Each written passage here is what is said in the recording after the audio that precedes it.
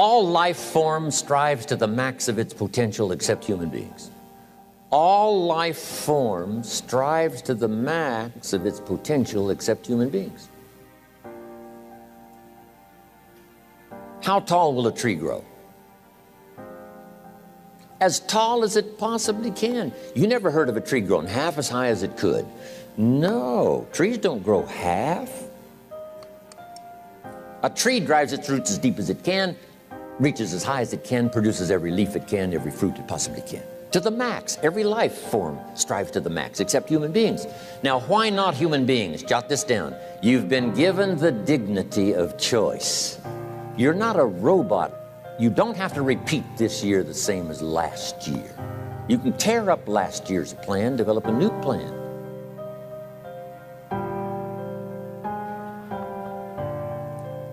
So, the dignity of being a human being. Now, here's the choice on being a human being. To be part of all we were meant to be, or to be all. To strive for all, or half, or part, or some. The choice is up to you.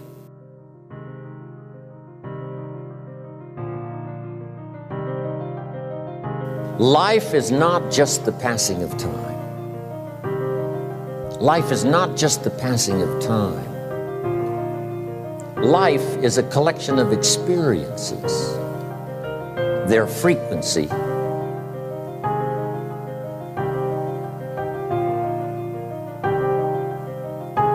and their intensity. Life is not just watching the clock tick away. Life is a collection of experiences, their intensity, their frequency.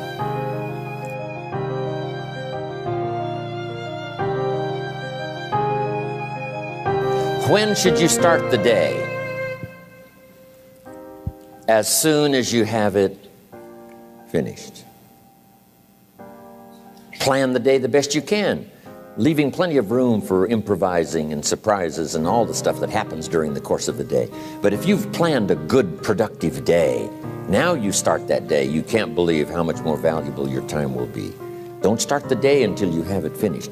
Now here's the next one. Don't start the week until you've had it finished. Now to lay out a week is a pretty good challenge. Next, don't start the month until you have it finished. The places to go and the people to see and the productivity and the sales and the customers and the development and all the rest of what you want to accomplish during the course of 30 days. Don't start the month till it's finished. And then here's the big one. This is really challenging. Don't start the year until you have it finished. To the best of your ability. It can't be finished like minute by minute. And it might get all upset. It might get torn up and you do a new one. You make so much progress the first 90 days that now you've multiplied it all by 2, by 3. Because that happened to me. I thought, wow, this is going to be a great year. By the time I'd finished the 3rd month, I'm rolling, I'm soaring. So many things are happening, I revised my whole year's plan.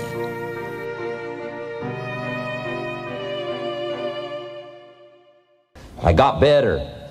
I got better day by day and week by week and month by month. And I'm asking you to do the same thing until you can develop a long arm and a long reach. Until you can develop influence that won't quit. Touch people next year you couldn't touch this year. Touch people now you couldn't touch before. Conduct a meeting now you couldn't conduct before. Heart and soul now mixed in there that wasn't there, missing before. I'm asking all of you to get better in spite of the winters, in spite of the downturn. The money downturn, the social downturn, the personal downturn, whatever it is. Just get stronger. Get better.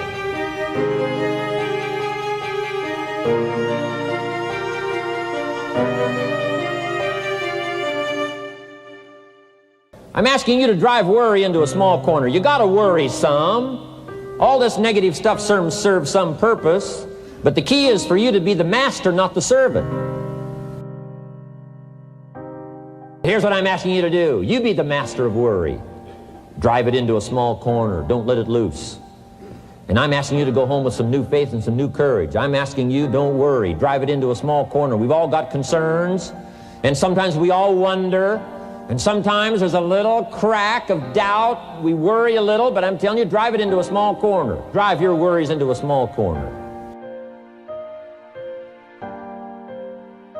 Enemies of the mind you got to do battle with in the summer. One is pessimism, that tries to get you only to see the negative side. Of course, there's the negative side. Life is part negative. What else is new? If the glass is half empty, it is half empty. You say, well, I've been only taught to see that it's half full. Well, sure, it's half full. But it's also half empty. I mean, can't you handle that? I mean, that's not too difficult. But here's what pessimism would try to get you to do. Believe that it's only half empty. And when pessimism comes to your mind, you've got to educate pessimism, because pessimism is stupid. Pessimism tries to get you to believe that it's only half empty. Of course it's half empty, but it's not only half empty. It's also half full. I'm asking you to be in charge. Be in charge of your own mind. Be in charge of your own destiny. Do battle with your enemy. Do battle with your enemies. Take sword to your enemies. Whatever's going to destroy those values, take sword to it. If it's worry, take sword to it. If it's threat, threaten back. Take your harvest and all that comes your way with full responsibility. Don't complain.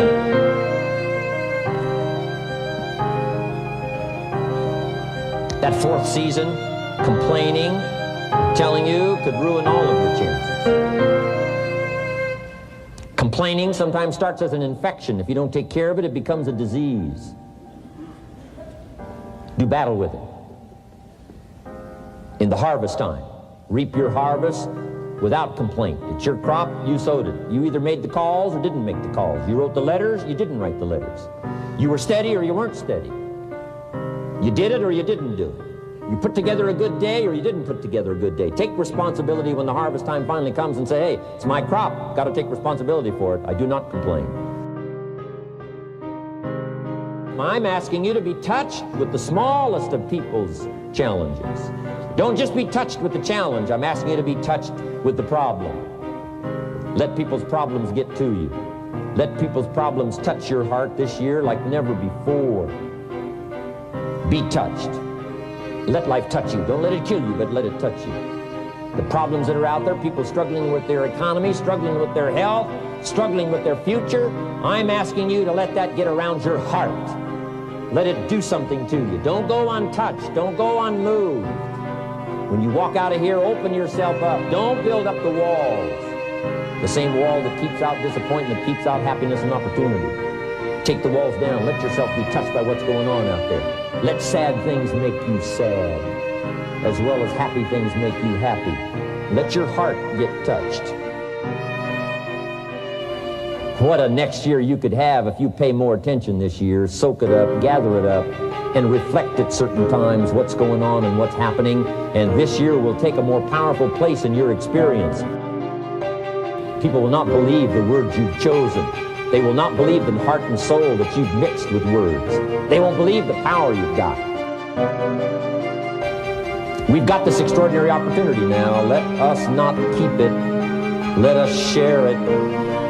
Let us reach out with a long reach, a strong reach, an unprecedented reach. Let us reach out and touch people not just with our opportunity. Let's touch people with our lives. Let's touch people with our experiences. Let's touch people with our heart and soul. But here's what I did. I worked around the clock, so that I would make up in numbers what I lacked in skill. When you're new, you make up in numbers what you lack in skill. Now, when you become more skillful, the numbers can go down. But at first, if you want to compete or if you want to really get good, you've got to put in the numbers.